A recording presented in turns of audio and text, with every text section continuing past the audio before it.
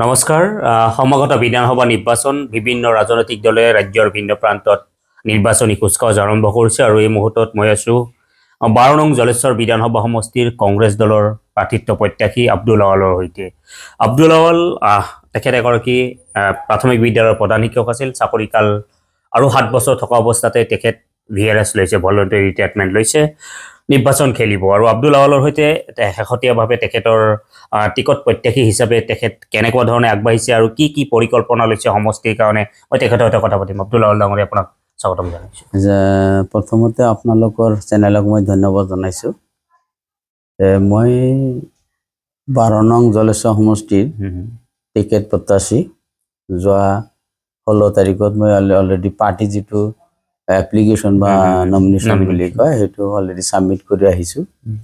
যোৱাকালি আৰু MP মহোদয়ৰ লগত আমি বিভিন্ন জেগাত প্ৰেছ মিট কৰিলোঁ এছাৰ সম্পৰ্কে। আজি এতিয়া মই সমষ্টিৰ বিভিন্ন চুকে কোণে মেল মিটিং কৰি আছোঁ, সভা সমিতি কৰি আছোঁ, আৰু লগতে মই কিছু শিক্ষামূলক কিছু ব্যৱস্থা মানুহৰ লগত আলোচনা কৰি আছোঁ আৰু বিভিন্ন ধৰণৰ কামত মই জড়িত আগৰ পৰাই। সামাজিক যিবিলাক কাম, কলেজ প্ৰতিষ্ঠানবিলাকৰ লগত সামাজিক যিবিলাক সমস্যা আছে সেইবিলাকৰ কলেজ মাদ্ৰাছাৰ লগত। আৰু মই আশাবাদী যে দলে, মই বহুত 2016 চনতো মই টিকেট বিচাৰিছিলোঁ, চাকৰি থকা অৱস্থাত বিচাৰিছিলোঁ, 2021তো বিচাৰিছিলোঁ। তেতিয়া মোক যিজন MLA হৈছিল সি মোক ছাছপেনশ্যন কৰিছিল, চাকৰিৰ পৰা মানে ছাছপেনশ্যন কৰিছিল প্ৰায় 2 বছৰ। আমাৰ ৰচিদ নগলে আপ্তামোলা তেখেতে চবে মিলি মোক কমপ্লেইনটো দিছিল। এতিয়া মই যোৱা অক্টোবৰ মাহৰ 31 তাৰিখত মোৰ চাকৰিকাল 7 বছৰ 2 মাহ থকাৰ পিছতো মই চাকৰিটো VRS লৈ মই প্ৰত্যক্ষ ৰাজনীতিত নামিছোঁ। আৰু মই কথাটো ওপৰ মহলৰ লগত অলপ আলোচনা কৰিয়ে লৈছোঁ। তেখেতে মোক কৈছে যে নহয়, বহুত দিনৰ পৰা লাগি আছে আপুনি, আপোনাক আমি ৰাজনৈতিকভাৱে সহায় কৰিম। তেখেতৰ আশাৰ ওপৰত ভিত্তি কৰি আৰু মই সমষ্টিৰ ৰাইজেও মোক কৈছে যে যদি টিকেট দিয়ে তেনেহ'লে 100% মানুহ ভোট দিব মোক। তাৰ কাৰণে মই চাকৰিটো VRS লৈ অলৰেডি বিভিন্ন জেগাত মেল মিটিং কৰি আছোঁ, কাম কাজ কৰি আছোঁ। আৰু মোৰ কিছু সপোন আছে, মোৰ সপোনটো বাস্তৱ কৰাৰ কাৰণে আচলতে মই পলিটিক্সত আহিছোঁ। আপুনি ক'লে যে ওপৰ মহল মানে ব্যক্তি বিশেষ কোৱাটো ঠিক নহয়, যদিও ব্যক্তি বিশেষ আছেও, কাৰণ এইবিলাক ধৰক মই যাৰ লগত মোৰ ৰাজনীতি সম্পৰ্ক আছে, যি মোক যাক মই ৰাজনীতি গাৰ্জেন বুলি মানো, আৰু তেখেতৰ লগত মই আজি নহয়, মই ৰাজনীতিত আজি নহয়, ওপৰ মহল বুলিতো ক'লে মোক গোটেইখিনিয়ে জানে। এতিয়া আপোনাৰ ধৰক আমাৰ প্ৰেচিডেণ্ট গৌৰৱ মহোদয় যেতিয়াৰ পৰা ৰাজনীতি আহিছে তেতিয়াৰ পৰা মোক ভালকে জানে। আমাৰ MP মহোদয়ৰ লগতো মই 92ৰ পৰা সেই NSA যেতিয়া কৰিছে তেতিয়াৰ পৰা মই আজিলৈকে সেই আমাৰ MP মহোদয়ৰ লগতে আছোঁ। কংগ্ৰেছত যিহেতু সিও কংগ্ৰেছ কৰে, ময়ো কংগ্ৰেছ কৰোঁ। মই যুৱ কংগ্ৰেছ, NSA, যুৱ কংগ্ৰেছ, পেৰেণ্ট কংগ্ৰেছ সকলোতো মই পৰ্টফলিঅ'তো আছিলোঁ। আৰু এতিয়া ধৰক আমাৰ যিজন ৰিপন বৰা আছে, ভুৱন বৰা, এখেতৰ লগতো মই এটা সময়ত ভাল, তেখেতসকলে আপোনাক আশ্বাস দিছে, মানে আশ্বাস দিয়ে। সকলোৱে কৈছে, আশ্বাস এইটোও কৈছে যে আপোনাৰ নিচিনা ডেডিকেটেড কৰ্মী নাই আমাৰ। যিহেতু গোৱালপাৰা জিলাৰ এজন আপুনি ডেডিকেটেড কৰ্মী হয়, আপুনি কাম কৰি থাকক, আমি আপোনালোকক ৰাজনীতিভাৱে সহায় কৰিম। এতিয়া ধৰক এই যে আপুনি প্ৰায় 8ম দৰমহা আয়োগ ইতিমধ্যে আৰম্ভ হৈছে নে হ'ব? জানুৱাৰীৰ পৰা হৈছে। এতিয়া ধৰক মানে দৰমহা আপোনাৰ বৃদ্ধি হ'ল হয়, আপুনি মোটামুটি লাখৰ ওপৰত দৰমহা পালে হয়। এই এটা লোভনীয় চাকৰি, যদিও শিক্ষকতাৰ দৰে পবিত্ৰ এটা চাকৰি আপুনি এৰি দিলে, তো আচলতে মূল ধৰক টাৰ্গেটটো কি? ধৰক বিধায়ক হোৱাৰ বাসনাটো নে ৰাইজক সেৱা নে কি, কেনেকুৱা ধৰণৰ? মূল ভাষণাটো হ'ল মোৰ প্ৰথমতে ৰাইজক সেৱা কৰিব লাগে। কাৰণ মই চাকৰি কৰি যিবিলাক সমস্যা মই চিন্তা কৰোঁ, সেইবিলাক মই চাকৰি কৰি সমাধান কৰিব নোৱাৰিম। এটা হ'ল আপোনাৰ আমাৰ সমষ্টিৰ যিবিলাক বিধায়ক হৈ গৈছে বিগত দিনত কংগ্ৰেছৰ, চবৰ লগতে মই সহায় সহযোগ কৰিছোঁ। মই চাইছোঁ তেখেতে MLA হোৱাৰ পিছত নিজক লৈহে ব্যস্ত থাকে, বাকী ৰাইজৰ কাম যে আচলতে যিবিলাক কাম কৰিব লাগে সেইবিলাক নকৰে। তাৰ উদাহৰণ এটা হ'ল যে আমাৰ এই সমষ্টিটো আগৰ পৰা পিছপৰা পিছপৰা আৰু এতিয়া যিটো আমাৰ জলেশ্বৰ সমষ্টি হৈছে এই জলেশ্বৰ সমষ্টিটো আমাৰ গোৱালপাৰা পশ্চিম সমষ্টিতকৈ আৰু পিছপৰা আৰু পিছপৰা কিন্তু এই পিছপৰা অঞ্চলৰ মানুহক আগুৱাই লৈ টকা পইচা দি আগুৱাই লৈ লোৱা নাযায় তেখেতক শিক্ষাৰ ফালে আগবঢ়াব লাগিব এগ্ৰিকালচাৰৰ আগবঢ়াব লাগিব ৰাস্তা ঘাট ভাল কৰিব লাগিব আৰু আপোনাৰ নদীৰ যিটো ব্ৰহ্মপুত্ৰ প্ৰটেকশ্যন এইবিলাকত মানে কাম কৰিব লাগিব এইবোৰ কাম যদি কৰা নহয় তেনেহ'লে এই সমষ্টি কেনেকৈ আগবঢ়াব মোৰ এটা প্ৰি প্লান আছে যে মই প্ৰত্যেক 1 বছৰত মানে 50জনকৈ ল'ৰা ছোৱালী বিনামূলীয়া মানে মই শিক্ষা দিম সেইবিলাক ল'ৰা ছোৱালী দৰিদ্ৰ সীমাৰেখাৰ তলৰ যিবিলাক মেধা ল'ৰা ছোৱালী সেইবিলাকক দিম সেইখিনিতো মই চাকৰিৰ দ্বাৰা সমাধা কৰিব নোৱাৰোঁ মই এনে ব্যক্তিগত চাকৰি কৰিও 4-5জনক মই এনে সহায় কৰি আছো আৰু আপোনাৰ আজি ধৰক নদীৰ যিটো সমস্যা মোৰ এইটো ঘৰৰ পৰা 50 মিটাৰ দূৰত ব্ৰহ্মপুত্ৰ খহনীয়া মানে আমাৰ ইয়াতে 100-150 বিঘা মাটি নদীৰ গৰা খহনীয়াত পৰি আছে এতিয়া অলপ ভাল হৈ আছে ভাল হৈছেই কিছুমান কিন্তু মানুহৰ অৱস্থা আজি যেনেকুৱা হৈছে এইটো দিনে দিনে আৰু বেয়াহে হৈ আছে আমাৰ যিবিলাক সম্প্ৰদায়ৰ মানুহ এইখিনি আমাৰ কাম কৰি খোৱা মানুহ তেখেতৰ মাটি থাকিলে আৰু নাগৰিকত্ব সমস্যাটো নাথাকিলে আমাৰ গভৰ্ণমেণ্টে একো দিব নালাগে কিন্তু আমাৰ ৰাইজে আমাৰ যিবিলাক MLA বিগত হৈ গৈছে তেখেতে এটা পাৰ্মানেণ্ট প্ৰটেকশ্যনো কৰিব পৰা নাই মোৰ ইচ্ছা আছে যদি মোক ওপৰৱালাই বা ৰাইজে ভোট দি যদি মোক MLA বনায় মই খৰমুজাৰ পৰা জলেশ্বৰলৈকে কমকৈ 5ৰ পৰা 7টা পাৰ্মানেণ্ট প্ৰটেকশ্যন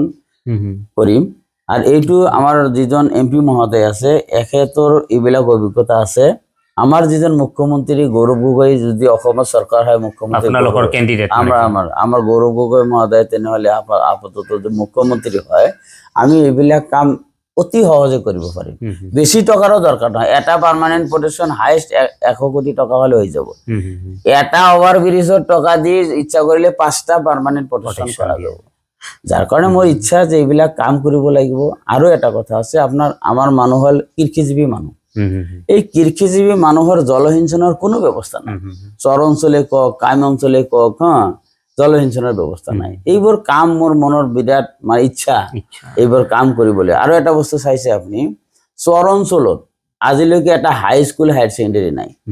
না চৰকাৰক প্ৰেছাৰ দিয়ে না ব্যক্তিগতভাৱে কৰে যদি মই বিধায়ক হওক চৰকাৰক মই প্ৰেছাৰ সৃষ্টি কৰিম হাইস্কুল হায়াৰ ছেকেণ্ডাৰী চৰত দিব লাগে যদি নিদিয়ে মই ব্যক্তিগতভাৱে হ'লেও 2টা চৰ মিলি এটা হাইস্কুল বনাই দিম এনেকুৱা হ'লেহে আমাৰ চৰৰ মানুহখিনি শিক্ষিত হ'ব নহ'লে চৰত বহুত মেধা ল'ৰা ছোৱালী আছে আজিলৈকে শিক্ষিত নহয় 3 নম্বৰ এটা আছে আমাৰ পশ্চিম সমষ্টি আৰু জলে সমষ্টিৰ যিখিনি এৰিয়া আছে আপুনি চাব এতিয়াও ভাৰত স্বাধীন হোৱাৰ আগৰ যেনেকুৱা অৱস্থা ঠিক তেনেকুৱাই আছে ৰাস্তা ঘাট এই ৰাস্তা ঘাটবিলাক আপুনি যিটো আমাৰ লক্ষীপুৰৰ পৰা ফলিমাৰী যিটো লক্ষীপুৰ ফলিমাৰীৰ পৰা আপোনাৰ যিটো গাইবান্ধালৈকে যিটো ৰাস্তা আপুনি খোজকাঢ়ি যাব নোৱাৰে এনেকুৱা অৱস্থা হয় খাল বাগাৰ হৈ আছে এইবোৰ ৰাস্তা ঘাট যদি ভাল কৰা নহয় সেই সমাজৰ সেই মানুহখিনি কেনেকৈ শিক্ষিত হ'ব কেনেকৈ তেখেতে গুৱাহাটী দিল্লীৰ লগত সম্পৰ্ক কৰিব এইবোৰ বস্তু আমাৰ নিতান্ত প্ৰয়োজন যাৰ কাৰণে মই চাকৰি বাদ দি মই কৈছো ৰাইজকো কৈছো মোৰ যিজন ঊৰ্ধ্বতম কৰ্তৃপক্ষ মোৰ যিবোৰ ৰাজনৈতিক অভিভাৱক তেখেতক কৈছো যে আপোনালোকে মোক এইখিনি কাম কৰাৰ কাৰণে সুবিধা যদি কৰি দিয়ে যদি আপোনালোকে মোক টিকেট দিয়ে তেনেহ'লে মই ৰাজনীতি কৰিম আৰু যদি টিকেট নিদিয়ে তেনেহ'লে মোৰ চাকৰি 7 বছৰৰ তেতিয়া 8 বছৰ আছিল মোৰ যেতিয়া কথাটো পাতিছো তেতিয়া প্ৰায় 8 বছৰে আছিল মই তেতিয়া কৈছো মই মানে চাকৰি কৰিম তেতিয়া তেখেত মানে আমাৰ ঊৰ্ধ্বতম কৰ্তৃপক্ষসকলে কৈছে যে নহয় আপুনি বহুত দিনৰ পৰা লাগি আছে আপুনি ভালকে কাম কৰক আমি আপোনাক ৰাজনীতিকভাৱে সহায় কৰিম আগবঢ়াই লৈ যাম আৰু বৰ্তমানলৈকে মই ৰাজনীতিকভাৱে সহায় পাইও আছো তেখেতৰ পৰা মই আগবাঢ়িও আছো আপুনি যথেষ্ট আশাবাদী এতিয়া ধৰক আফতাবুদ্দিন মোল্লা বিধায়ক হৈ আছে ষ্টেণ্ডিং MLA তেখেতক বাদ দি ধৰক কংগ্ৰেছৰ এটা পৰম্পৰাগতভাৱে যদি চোৱা যায় ৰানিং যিজন বিধায়ক থাকে সহজতে মানে এৰি নিদিয়ে মানে সেই ক্ষেত্ৰত কেনেকুৱা এই কথাটো এইবাৰ বেলেগ হৈছে মানে 2টা সমষ্টি মিলি এটা হৈছে যদি সেটিং গেটিং যিটো কয় সেইটো যদি কৰে তেনেহ'লে 2জনক নমিনেশ্যন দিব লাগিব কিন্তু সংবিধানে তো 2জনক দিব নোৱাৰে আল্টিমেটলি সেই বস্তুটো নাই এইবাৰ এই বস্তুটো সেটিং MLA বুলি কোনো কথাই নাই কিন্তু তাৰ ক্ৰেডিট কাৰ্ডটো চাব যদি ক্ৰেডিট কাৰ্ড ভাল আছে হয়তো পাব পাৰে কিন্তু ক্ৰেডিট কাৰ্ডটো যে বেয়া ইতিমধ্যে আপোনালোকৰ জৰিয়তে আমি বহুতৰ খবৰ পাইছো আমিও ব্যক্তিগতভাৱে ফিল্ডত যাই আছো আমাৰ এনেকুৱা হৈছে মই আচৰিত হৈছো যে এজন বিধায়কৰ বিৰুদ্ধে ৰাইজে অপেনকে খোলাকে যে ক'ব পাৰে আমি এনেকুৱা মই কোনোদিন পোৱা নাছিলো কিন্তু আমাৰ যিজন বৰ্তমানৰ বিধায়ক তাৰ বিৰুদ্ধে কিন্তু মই কোৱা নাই কিন্তু ৰাইজে অপেন খোলাকে কৈছে যে সি দিলে আমি ভোট নিদিওঁ জিকিব নোৱাৰে আৰু ময়ো যিটো পালো আচৰিত হৈছো মই ই আচলতে টিকেট বিচাৰিবই নালাগিছিল মোৰ মতে এনেকুৱা অৱস্থাত এজন মানুহ টিকেট লোৱা মানে কি সিও ক্ষতিগ্ৰস্ত হয় ৰাইজো ক্ষতিগ্ৰস্ত হয় দলেৰ বিধায়ক নাপালে দলে যেতিয়া বিধায়ক নাপাব তেতিয়া দলীয় মানুহবিলাক ক্ষতিগ্ৰস্ত হ'ব যাৰ কাৰণে মইতো ডাইৰেক্ট ক'ব নোৱাৰো কিন্তু ময়ো আপোনালোকৰ জৰিয়তে জনাওঁ যে ৰাইজৰ ভাল যিমানখিনি কৰিছে বেয়া যিমানখিনি কৰিছে থাকক কমচে কম এইবাৰ টিকেটটো নোলোৱাই তাৰ কাৰণে ভাল আৰু মই আশাবাদী এইকাৰণেই যে মই পাব্লিকৰ মাজত আছো সমাজৰ কামত থাকো এতিয়াও মই কৰি আছো দলৰ পৰা আগৰ পৰাই আছো মোৰ জীৱনত মই বেলেগ দলেই কৰি চোৱা নাই তেখেতেতো বেলেগ মানুহবিলাক আৰু এটা কথা কি জানে মই দল কৰি টিকেট বিচাৰি আছো আৰু বেলেগ মানুহ যিবিলাক আহিছে তেখেতে মানে টিকেট পাব কাৰণে দল কৰি আছে পাৰ্থক্য এইটোৱে যাৰ কাৰণে মোৰ ঊৰ্ধ্বতম কৰ্তৃপক্ষ এবং আমাৰ অসমৰ যিজন বৰ্তমান মাননীয় মানে এপিচিচি সভাপতি মহোদয় সি এটা কথা কৈছে যে দুই নাই দুই ভৰি দিয়া মানুহক আমি টিকেট নিদিওঁ ডেডিকেটেড কংগ্ৰেছী কৰ্মীক আমি টিকেট দিওঁ আৰু মই এজন ডেডিকেটেড কংগ্ৰেছ কৰ্মী হয় যদি তাৰ কথা সঁচা হয় মই টিকেট 100% পাম আৰ বেলেগ কিবা যদি চিন্তা কৰি দিয়ে সেইটো কথা বেলেগ এই যে কলে দুই নাওত দুই ভৰি মানে কিছুমান মানুহে বিজেপিও কৰে কংগ্ৰেছও কৰে এনেকুৱা আছে এনেকুৱা দুই নাওত দুই ভৰি বহুত আছে আমাৰ এমএলএৰ মাজতে বহুত কেইজন আছে এইটো আজি নহয় এই 8-9 জন এমএলএ কিছুদিন আগত ওলাইছিল নহয় গাদ্দাৰ নম্বৰ 1 গাদ্দাৰ নম্বৰ 2 কিন্তু আমি তো কোৱা নাই সংবিধানে কৈছে আমাৰ সাংবাদিক বিলাকে কৈছে তেখেতে কৈছে আমাৰ দলৰ পৰা কৈছে আর রিপন ভুবন বরা যেতিয়া প্রেসিডেন্ট আছিল সি নিজে কৈছে তেখেতে দুই ফালে আছে এই আফতাবুদ্দিন মোল্লাৰ বিৰুদ্ধে তেনেকুৱা এটা অভিযোগ আছে মই নিজে নাম নকওঁ কিন্তু তাৰ বিৰুদ্ধে হেতু অভিযোগ আছেই মানে আপোনাৰ হি নিজে স্বীকাৰ কৰিছে মুখ্যমন্ত্ৰীৰ লগত মোৰ আজিও ভাল কালিও ভাল এইটো কথা নিজে মই কিন্তু কোৱা নাই হি নিজে কৈছে আৰু হি মুছলমান সমাজৰ মানে ঠিক লোৱা নাই বুলি কৈছে আৰু মই যেতিয়া বিধায়ক হওঁ মই মুছলমানৰো ঠিকা লম হিন্দুৰো ঠিকা লম মানে সমষ্টিৰ যিবিলাক মানুহ আছে সকলোৰে মই দল নাই চবৰ লগতে মই আন্তৰিকতা আপুনি এই যে সমষ্টিৰ ভিন্ন এলেকাত যায় কোন কেইটা আপোনাৰ মেজৰ ইস্যু মানে চকুত পৰিলক্ষিত হৈছে নিতান্তই প্ৰয়োজন বুলি ভাবে মই এই সমষ্টিত ঘূৰি প্ৰথম মানে মোৰ মানে চকুত পৰিছে ৰাস্তা ঘাট খুবেই বেয়া আৰু 2 নম্বৰ নদীৰ কথা যগুল নদী গৰাখহনীয়া আৰু শিক্ষাৰ ফালেদি মই চাইছো মই এজন শিক্ষক মানুহ তো শিক্ষাৰ ফালেদি আমাৰ সমাজ আজিও বহুত পিছ পৰি আছে যাৰ কাৰণে শিক্ষাৰ ফালেদি চাৰিওফালেদি শিক্ষাৰ মানে কেনেকৈ আগবঢ়াই লৈ যোৱা যায় শিক্ষা হল জাতিৰ মেৰুদণ্ড এই জাতিৰ মেৰুদণ্ড যদি ঠিক কৰা নাযায় তেনেহলে আমি সমাজত যেনেকৈ আছে তেনেকৈ থাকি যাব এইবোৰ বস্তু মোৰ আৰু এটা মই জলসিঞ্চন যে কলো খেতিয়ক বিলাকে এইবোৰ অসুবিধা বহুত পাই আছে মানে তেখেতে মানে এতিয়া মই চৰত মোৰ খেতি আছে 50 বিঘা মাকৈ খেতি কৰিছে মই নিজে পইচা পাতি দি তেখেতে কৰাইছো সেই খেতি নিজৰ খেতি হেতু কিন্তু মই তেখেতক পইচাখিনি মই দিছো খেতিখিনি তেখেতে কৰিছে যদি সেই খেতিখিনিত আপুনি পানীত যায় 3000 টকা 1 বিঘাত পার বিঘা 3000 টাকা মোক কালি কৈছে মোৰ খেতিয়ক বিলাকে জানে এবাৰ স্যাৰ 5000 টাকা বিচাৰিছে তেনে বেনিফিটটো নহয়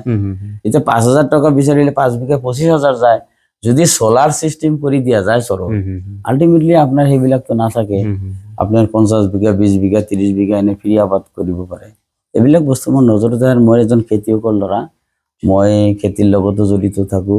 সামাজিকতাও কৰো ৰাজনীতিৰ লগতো এতিয়া জড়িত হৈছে শিক্ষকতাও কৰিছো যাৰ কাৰণে মোৰ এইবিলাক চকুত পৰাৰ কাৰণেই মই চাকৰি বাদ দি প্ৰত্যক্ষ মানে ডাইৰেক্ট যিটো মানে ৰাজনীতি হেতু কৰিবলৈ আহিছো এতিয়া যদি টিকেট মোক উদ্বোধন কৰ্তৃপক্ষে দিয়ে মই তো আশা কৰো যে ধুবুৰী লোকসভাৰ যিমানখিনি দিয়ে তাতকে মই বেছি ভোটত জিকি যাম এতিয়া ধৰক আপুনি আশা কৰিছে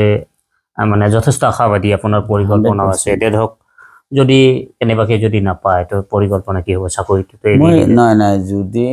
নাপাওঁ মই পাম বুলিতো 100% আশাবাদী হৈয়ে আছো আৰু উৰ্ধ্বতম কৰ্তৃপক্ষৰ লগত মোৰ আলোচনা চলিও আছে কিন্তু মই এনেকুৱা এজন মানুহ মই টিকেট পালেও কংগ্ৰেছ কৰিম নাপালেও কংগ্ৰেছ কৰিম মই বেলেগ সমাজ যি ওলাইছো ৰাইজৰ কাৰণে মোৰ দেহাটো এৰি দিছো মানে ৰাইজৰ কাম কৰিয়ে যাম মই ধৰক AUDF আছে ইয়াত কেনেকুৱা দেখিছে